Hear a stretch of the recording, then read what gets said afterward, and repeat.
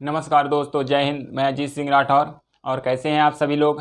आशा है कि आप सभी लोग अच्छे होंगे और अच्छे से अपनी पढ़ाई कर रहे होंगे। अपने गोल को प्राप्त करने के लिए, अपने सपनों को पूरा करने के लिए, अपने माता पिता की इच्छाओं को, उनके दिए हुए त्यागों को एक पुरस्कार देने के लिए आप लगातार अपने लक्ष्य की ओर बढ़ रहे हैं, अपने स्ट्रगल कर रहे हैं, ये मुझे पता है। और इसी आपके स्ट्रगल को देखते हुए मैं भी स्ट्रगल कर रहा हूँ। मैं भी अपनी पढ़ाई के साथ साथ कुछ NCERT के क्लासें स्टार्ट किए हुए बहुत दिन, मतलब लगभग 1-2 हफ्ते हो गए हैं, और हम कंटिन्यू इसी सीरीज़ को कंप्लीट कर रहे हैं। आज हम कक्षा 8वीं के संसाधन एवं विकास, जो संसाधन एवं विकास है, उसके फर्स्ट चैप्टर को कंप्लीट करेंगे इस क्लास के द्वारा। तो आज हम अपनी क्लास को बढ़ाते हैं दोस्तों, संसाधन एवं विकास। ठीक, तो हम समझेंगे कि संसाधन है क्या, संसाधन विकास है क्या, कि संसाधन से विकास क्या होता है, जो संसाधन विकास है इसका अर्थ क्या होता है। ठीक, तो देखेंगे कि जो संसाधन विकास है ना, तो संसाधन कहते किसको हैं। सबसे पहले हम ये समझेंगे कि संसाधन कहते किसको हैं। तो देखिए, संसाधन किसको कहते हैं, ऐसे चीज़ें, या संसाधन कहे तो हर वह चीज़, हर वह वस्तु जिसका उपयोग आदमी यानी इंसान अपने उपयोग में करता है, अपनी ज़रूरतों को पूरा करने के लिए जिसका उपयोग करता है, वह हर एक चीज़ संसाधन है।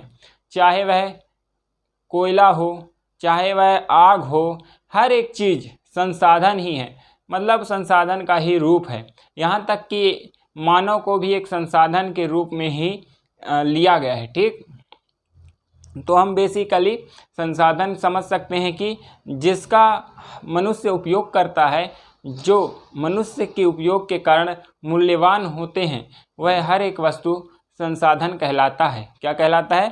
संसाधन कहलाता है। ठीक, हमने ये तो देखा कि संसाधन है क्या। ठीक, संसाधन क्या है, इसको तो हमने क्लियर किया कि भाई संसाधन क्या है। तो नॉर्मल भाषा में हर वह चीज़ जिसका मनुष्य उपयोग करता है, मनुष्य के उपयोग करने के कारण जिसके मूल्य में वृद्धि होती है, या जिसका मूल्य होता है, जो मूल्यवान होता है, उसे हम संसाधन कहते हैं। उदाहरण के तौर पर हम जानते हैं कि कई संसाधन हैं, चाहे वह कोयला हो, वह चाहे सोना हो, चांदी हो, लोहा हो, अयस्क हो, हर एक चीज़ संसाधन के रूप में हमारे सामने नज़र आता है। ठीक,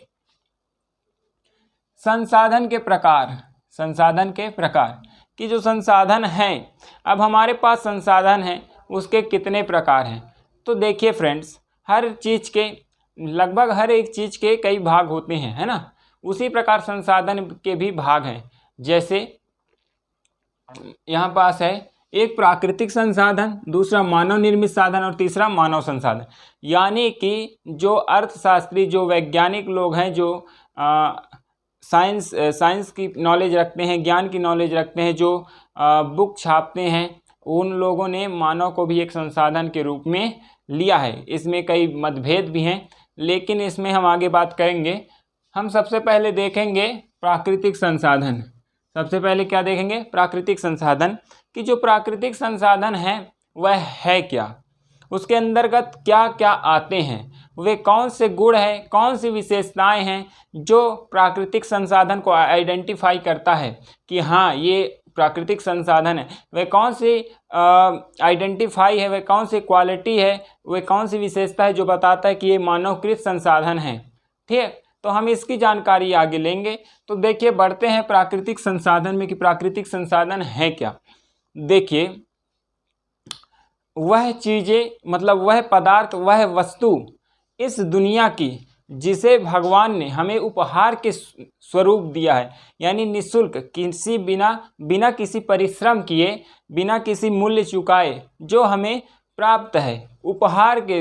जैसे आपकी, जैसे कुछ शादी होता है, पार्टी होता है, तो क्या करता है, आपको उपहार देता है ना, आपको पैसा दिया, कुछ भी दिया, गिफ्ट, तो वह क्या करता है, उपहार देता है। ठीक उसी प्रकार फ्री में देता है ना, हम उसके पैसे नहीं देते हैं।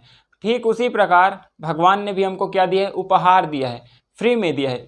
जिसको हमने फ्री में पाया है, निःशुल्क पाया है और उपयोग कर रहे हैं, उसको बोलते हैं प्राकृतिक संसाधन। उसको क्या बोलते हैं? प्राकृतिक संसाधन। ठीक, प्राकृतिक संसाधन में दो भाग होते हैं। कितने भाग होते हैं? 2 भाग होते हैं। अब प्राकृतिक संसाधन तो बता दिया कि हम कहते किसको हैं, लेकिन हमने ये नहीं बताया कि वह नाम क्या है जिसको हम प्राकृतिक संसाधन के अंदर रख सकते हैं। तो हम आगे देखते हैं प्राकृतिक संसाधन के अंदर हम किसको रख सकते हैं। जैसे ऑक्सीजन। ऑक्सीजन क्या है? एक प्राकृतिक संसाधन, वायु, ठीक, जिसके हमने कोई भी पैसा नहीं दिया है, फिर भी हम लगातार जिसका उपयोग कर रहे हैं, वह एक उपहार है। पेड़ पौधे वृक्ष, ये एक उपहार है। मिट्टी, यह एक उपहार है, ठीक, इसको भगवान ने हमें फ्री में अवेलेबल किया है, फ्री में हमारे लिए उपलब्ध कराया है, ठीक। नदी, पर्वत, पठार, सागर, महासागर, तलवा, तालाब, ठीक, जो छोटे तालाब होते हैं उसको गांव में क्या बोलते हैं? तलवा बोलते हैं। तो जो तलवा होता है उसी को तालाब बोलते हैं, ठीक। तो ये सारी चीज़ें क्या है? ये सारी चीज़ें प्राकृतिक संसाधन हैं, और इन्हीं को क्या किया गया है? 2 भागों में बांटा गया है, क्योंकि प्राकृतिक संसाधन मुख्य रूप से हम देखेंगे तो 2 भागों में पाया जाता है। एक होता है नवीनीकरण संसाधन और दूसरा होता है अनवीनीकरण संसाधन। नवीनीकरण संसाधन को भी 2 भागों में बांटा गया है, एक सीमित साधन और एक असीमित संसाधन। सीमित संसाधन और असीमित संसाधन, ओके, क्लियर। हम इसको आगे डिफाइन करते हैं। देखिए क्या होता है, जो प्राकृतिक संसाधन के बाद उसके 2 भाग की नवीनीकरण संसाधन। नवीनीकरण को ही नवीकरणीय संसाधन कहा जाता है। नवीकरणीय संसाधन का अर्थ वह संसाधन है या वे संसाधन हैं जिसका हम उपयोग करते हैं, करते रहते हैं, और दोबारा उसका उपयोग हम पुनः पूरित कर सकते हैं या उसका नवीकरण करके दोबारा उसका किसी विधि के द्वारा नवीनीकरण करके दोबारा उपयोग कर सकते हैं, और वह खत्म नहीं होता है। उसको बोलते हैं नवीकरणीय संसाधन, यानी उसका नवीनीकरण करके दोबारा उपयोग किया जा सकता है। ऐसे प्राकृतिक संसाधन को नवीकरणीय प्राकृतिक संसाधन कहा जाता है, माय डियर फ्रेंड्स, ओके। जब हम इतना क्लियर कर लेते हैं नवीकरणीय संसाधन को, तब हमारे पास आता है इसके 2 भाग। पहला है असीमित नवीकरणीय संसाधन और दूसरा असीमित नवीकरणीय प्राकृतिक संसाधन। जो सीमित साधन है, तो ऐसे प्राकृतिक नवीकरणीय संसाधन को हम सीमित साधन के अंतर्गत रखते हैं, जिसका उपयोग हम करते तो हैं, नवीनीकरण भी हो जाता है, लेकिन अगर उसका हम लगातार उपयोग करेंगे तो वह खत्म भी हो जाएगा। वह मतलब इस कम स्टोरेज जिसको कहते हैं ना, कम अवेलेबल है हमारे पास, या फिर है भी तो उसका नवीनीकरण हो रहा है लेकिन कम मात्रा में हो रहा है, वह बनने में ज़्यादा समय ले रहा है।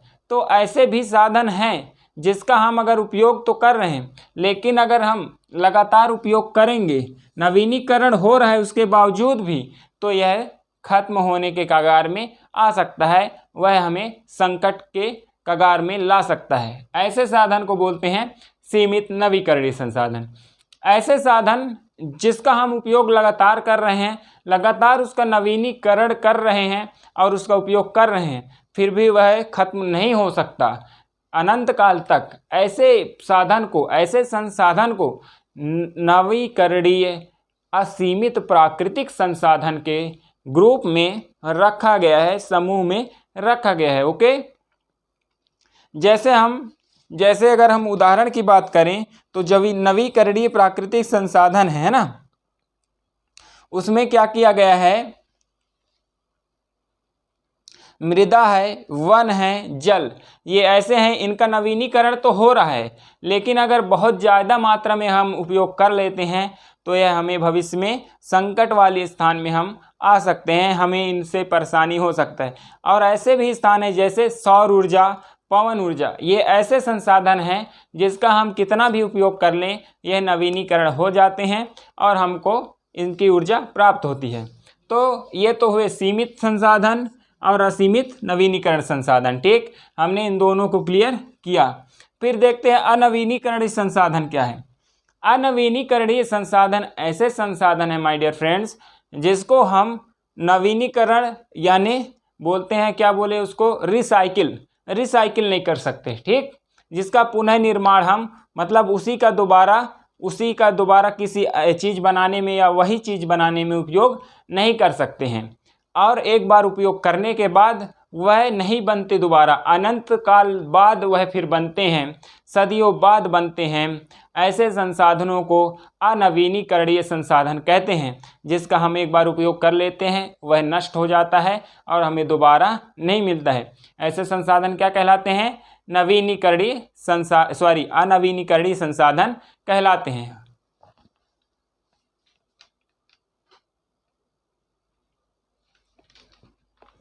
ठीक, फिर आगे देखते हैं। अनवीनीकरणीय संसाधन के जो उदाहरण हैं उसमें मुख्य रूप से पेट्रोल है, डीजल है, प्राकृतिक गैस है, कोयला है। ये ऐसे संसाधन हैं जिसका उपयोग हम दोबारा बार बार उपयोग नहीं कर सकते। एक बार जब उपयोग करते हैं तो यह नष्ट हो जाता है और इनका निर्माण बहुत ही लंबे वर्षों के बाद, यानी लोगों के जीवन से लंबी अवधि होती है इनकी। ये बहुत ही अनंत काल के बाद इनका जब भूमि में बहुत समय से दबे रहते हैं, जब इनका कहा जाए तो सदियों लग जाते हैं बनने में, राइट। ये है कोयला, प्राकृतिक गैस, पेट्रोल आदि जो अनवीनीकरणीय जो प्राकृतिक संसाधन हैं। तो इस प्रकार हमने प्राकृतिक संसाधन को क्लियर किया। ओके, ठीक। अब आते हैं मानव निर्मित संसाधन की। मानव निर्मित संसाधन है क्या? तो सरल है। मैंने एक बार एक चीज़ जो हर क्लास में मैं बोलता हूँ वह है, आप नाम को थोड़ा सा अच्छे से पढ़ा करो। अगर आप नाम को पढ़ लिए, नाम को समझ लिए, तो आधा जो डेफिनेशन है, जो आधा परिभाषा है, वह हम आसानी से जान सकते हैं। जैसे हम प्राकृतिक संसाधन की बात करते हैं तो हम जान सकते हैं कि जो हमें प्राकृतिक यानी भगवान ने, जो प्रकृति ने हमको फ्री में उपलब्ध कराया, उसको हम प्राकृतिक संसाधन कहते हैं। ठीक उसी प्रकार जिसको मानव निर्मित यानी मानव ने बनाया है, इंसान ने बनाया है, उसको मानव निर्मित संसाधन कहते हैं। मानव निर्मित संसाधन यानी ऐसे संसाधन जो प्राकृतिक संसाधन हैं उसको हम कुछ और बनाते हैं, उसको हम किसी विधि से कुछ दूसरा चीज़ बना के उसको हम उपयोग करते हैं, तो उसको मानव निर्मित संसाधन कहते हैं। जैसे हम क्या होता है, लोहा एक मानव निर्मित संसाधन है, लेकिन लोहा से एक क्या था, एक खनिज पदार्थ था। जब वह खनिज पदार्थ है तब वह क्या होता है, प्राकृतिक संसाधन होता है। लेकिन जब हम उसको बना के उसको आग में तपा कर जब उसको लोहा बना लेते हैं, जब उसका हम उपयोग किसी कारखाने में, किसी वस्तु में, किसी लोहा नागर या फिर रापा तगाड़ी कुछ भी बनाने में जब उसका हम उपयोग करते हैं, तब वह क्या कहलाता है, वह मानव निर्मित संसाधन कहलाता है। ठीक है, इस प्रकार से हम मानव निर्मित जो संसाधन है उसका उपयोग करते हैं। तो हमको समझ में आया कि जो मानव निर्मित संसाधन है उसको हम कैसे उपयोग करते हैं। तो कौन कौन से मानव निर्मित संसाधन हैं, तो हम जैसे देख सकते हैं, लोहा हो गया, छड़ हो गए, गांव में जो रापा होता है, तगाड़ी, जो हमारा घर है यह भी एक मानव निर्मित संसाधन है। जैसे लकड़ी क्या है, एक प्राकृतिक संसाधन, लेकिन लकड़ी से हम क्या बना लिए, दरवाज़ा बना लिए। दरवाज़ा क्या हो गया, एक मानव निर्मित संसाधन हो गया। ठीक, तो बहुत ईजी है।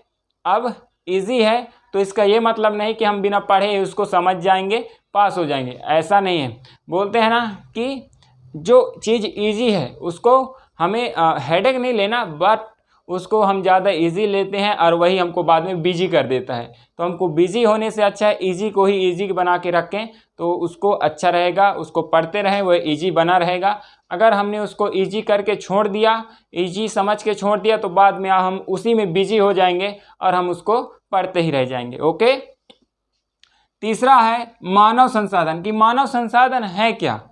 भाई हम मानव बनाते हैं संसाधन तो मानव निर्मित संसाधन कहलाता है। भगवान ने दे दिया वो प्राकृतिक संसाधन कहलाता है। लेकिन मानव भी क्या एक संसाधन है? कभी आपने सोचा है कि मानव भी एक संसाधन है या नहीं है? क्या आपके दिमाग में कभी ये सवाल आते हैं कि मानव संसाधन है? शायद नहीं आया होगा, क्योंकि परहैप्स मेरे भी दिमाग में ये जो वर्ड है, जो साधन है, वो नहीं आए हैं। ठीक, तो जो मानव निर्मित संसाधन है वो समझ लिए, प्राकृतिक संसाधन है वो समझ लिए, अब मानव संसाधन है उसको समझेंगे। देखिए, मानव संसाधन इस से तात्पर्य ऐसे संसाधन है चूँकि मानव की जो कैपेसिटी है, मानव की जो बुद्धि है, दिमाग है, जो उसकी गतिशीलता है, जो उसका संख्या है, ठीक, जो उसकी योग्यता है, उसको उससे तात्पर्य उससे संसाधन से लिया गया है। क्योंकि मानव ही विभिन्न प्रकार के संसाधनों को बनाते हैं, और मानव को कौन बनाता है? प्रकृति बनाता है, भगवान बनाते हैं चूँकि, ठीक। तो इसलिए मानव को भी संसाधन में लिया गया है। इसमें बोला गया है कि बहुत सारे विद्वान हैं। अब चूँकि जानते हैं, अगर एक चीज़ का शोध किया जा रहा है तो एक व्यक्ति नहीं करता, लाखों साइंटिस्ट, लाखों वैज्ञानिक उसी के पीछे पड़े रहते हैं और नए नए उसमें खूबियाँ निकालते हैं, नए नए उसमें आविष्कार करते हैं।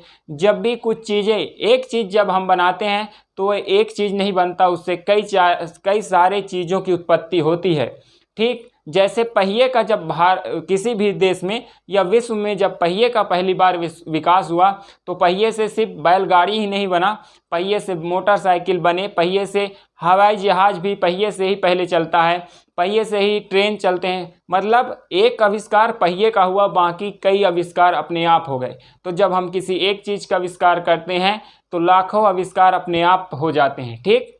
तो इस प्रकार मानव निर्मित जो साधन हैं, तो बहुत सारे विद्वानों में मतभेद है, लेकिन फिर भी कहा गया है कि इसकी जो कुशलता है, इसकी जो योग्यता है, उसको हम नकार नहीं सकते, और इसको भी हम क्या रखते हैं? मानव को भी एक संसाधन के दर्जे में रखते हैं। अब चूँकि हम समझ गए कि प्राकृतिक संसाधन भी है, मानव निर्मित संसाधन भी है, मानव भी एक संसाधन है, अनवीनीकरण भी एक संसाधन है, नवीनीकरण भी एक संसाधन है, कुछ सीमित भी हैं, कुछ असीमित भी हैं। हमने इन सबको क्लियर किया है, एक भी डाउट हमने कहीं नहीं छोड़ा है। बट हमारा जो मेन उद्देश्य क्या है कि अब इतना तो जब पढ़ लिए तो हमको कुछ समझ में आना चाहिए, ठीक। इतना हम जब पढ़ लिए हैं तो कुछ समझ में कैसे आएगा? जब हम अपने गांव में, जब हम अपने समाज में इसमें परिवर्तन लाएंगे। परिवर्तन कैसे लाएंगे? जब हम समझेंगे कि इन संसाधनों का संरक्षण कैसे करना है, जब हमको पता होगा कि हमको किस प्रकार जो हमारे नवीनीकरण संसाधन हैं, जो सीमित हैं उनका, और जो अनवीनीकरण संसाधन इनका हम कैसे मात्रा में किस प्रकार उपयोग करें कि इनका हम लंबे समय तक उपयोग कर सके और पृथ्वी में रहने वाले सभी के लिए इसका उपयोग धीरे धीरे होता रहे, एकदम से अचानक खत्म ना हो जाए, और जो आने वाली पीढ़ी है उसके सामने परेशानी ना खड़ी हो जाए। इसके लिए हमको इसके संरक्षण के बारे में जानना अति आवश्यक है, ओके। क्योंकि हम जो नवीनीकरणीय है और जो असीमित है उसकी बात हम नहीं करते, वो हम कंटिन्यू करते रहेंगे। सूर्य को कोई ले जा नहीं सकता, सूर्य से हमको ऊर्जा आती रहेगी। तो जो पवन ऊर्जा है, जो सौर ऊर्जा है, उसको खत्म किया नहीं जा सकता, ओके। लेकिन जो वायु है वो तो खत्म हो सकता है। कैसे? अगर हम पेड़ को कंटिन्यू काटते रहेंगे, एक समय ऐसा भी आ सकता है कि इस संसार में पेड़ ही न बचे। ये सोचने में अकल्पित लगता है, लेकिन ये हो सकता है, संभव है, क्योंकि पहले के समय की अपेक्षा अभी के समय में आधा जंगल साफ हो चुके हैं, ओके। ठीक उसी प्रकार जल, बोला जाता है पृथ्वी को नीला ग्रह, क्योंकि यहाँ जल की मात्रा लिमिट से अनलिमिटेड है, लेकिन वो उपयोगी नहीं है। ऐसे वाटर, ऐसे जल का क्या मतलब जो हम हमारे सामने रखा है पर हम उसको पी नहीं सकते, ठीक, और पीने योग्य है कुछ मात्रा में, उसका हम उपयोग अगर अनलिमिटेड तरीके से करते हैं तो उसका कोई मतलब नहीं। कुछ समय बाद उसका भी जल स्तर नीचे चला जाता है और फिर उसके लिए भी हमको तरसना पड़ता है। तो हम ऐसे कुछ करें, ऐसे संरक्षण करें उन साधनों का जो असीमित नहीं है, जो लिमिटेड है, जो नवीनीकरण नहीं है, अनवीनीकरण है, इनका हम कुछ ऐसा संरक्षण करें कि हमको भविष्य में भी यह हमें प्राप्त होता रहे। तो इसके लिए कुछ संरक्षण पॉइंट है। तो इसके लिए हमको क्या करना है? जल का लिमिटेड उपयोग करना है। लिमिटेड यानी बिंदास। अब जैसे नल है किसी के यहाँ, अब नल चल रहा है, अब नल चल रहा है, जैसे बाल्टी भर गया, अब फिर भी चल रहा है, पानी बह रहा है, तो इस पे हमको कंट्रोल करना होगा। ये एक घर की बात नहीं, हर घर की बात है। इसको हमको क्या करना है? कंट्रोल करना है। जब हमारा बाल्टी भर गया, हमारा काम हो गया, तो हमको क्या करना है? नल बंद कर देना है, ओके। ठीक इसी प्रकार लाइट जल रहा है, पंखा चल रहा है, पंखा बंद नहीं हो रहा है, गर्मी रूम में कोई नहीं, पंखा चालू है, लाइट चालू है, इससे क्या हो रहा है, इलेक्ट्रिसिटी खत्म हो रही है। ये भी ये भी असीमित नहीं है, ये भी सीमित है। तो इनको भी हमको ध्यान देना चाहिए। शिक्षित होने का अर्थ ही यही है कि हम पंखा बंद करके रखें, लाइट बंद करके रखें। ठीक, तो इस प्रकार हम पंखे, लाइटों पे ध्यान देके, जल पे ध्यान देके, वृक्षों की कटाई पे अपने स्वयं का दिमाग लगा के अगर हम काट रहे हैं तो कुछ पेड़ भी लगा सकते हैं। इस प्रकार हम अगर थोड़ी थोड़ी अपनी सहभागिता देते रहेंगे तो हमारा पर्यावरण भी संरक्षण होता रहेगा, हमारा भी काम होता रहेगा और हम सुखमय अपना जीवन व्यतीत करते रहेंगे। ओके, तो इस प्रकार से हम संरक्षण कर सकते हैं। संरक्षण के और बहुत सारे पॉइंट हैं, जैसे कचरे को कहीं भी ना फेंक कर एक कूड़ेदान में फेंके जिससे पर्यावरण प्रदूषित ना हो। ठीक, अधिक वॉल्यूम वाले हम बक्से ना चलाएं। बहुत सारे साधन हैं। हम क्या करें, जो कारखाने की जो चिमनियाँ होती है उसको ऊंचा करें ताकि जो कार्बन डाइऑक्साइड है उसका जो प्रदूषण गैस है वह नीचे ना आए। तो इस प्रकार हम छोटे छोटे जो परिवर्तन है उसको करके एक बहुत बड़ा परिवर्तन कर सकते हैं। राइट, तो आज की क्लास में हमने क्या पढ़ा कि जो संसाधन एवं विकास है इसके हमने परिभाषा को जाना, हमने डिफाइन किया कि जो संसाधन है वह है क्या, इसके कितने प्रकार होते हैं, जो प्रकार है वो क्या है, उसके अंदर कौन कौन से संसाधन आते हैं, उसको हम किस प्रकार संरक्षित कर सकते हैं, अगर हमने संरक्षित नहीं किया तो उसके क्या दुष्परिणाम हो सकते हैं, क्या उसके दुष्परिणाम नहीं हो सकते। हर एक चीज़ को हमने बहुत ही करीबी से देखा है और बहुत ही करीबी से पढ़ा है और इस क्लास में जाना है। तो फिर अगले क्लास में मिलते हैं। तब तक आपका एक होमवर्क है, आप इस क्लास को अच्छे से देखें, अच्छे से समझें और एक क्या चीज़ करना है, आपको प्रैक्टिस करना है, आपको रिमाइंड करना है, नोट्स बनाना है। अपने कॉपी में नोट्स बनाइए और रिवीजन कीजिए। रिवीजन है, प्रैक्टिस ही आपको परफेक्ट बनाएगा। ठीक, तो फिर अगले वीडियो मिलते हैं, तब तक के लिए थैंक यू, जय हिंद।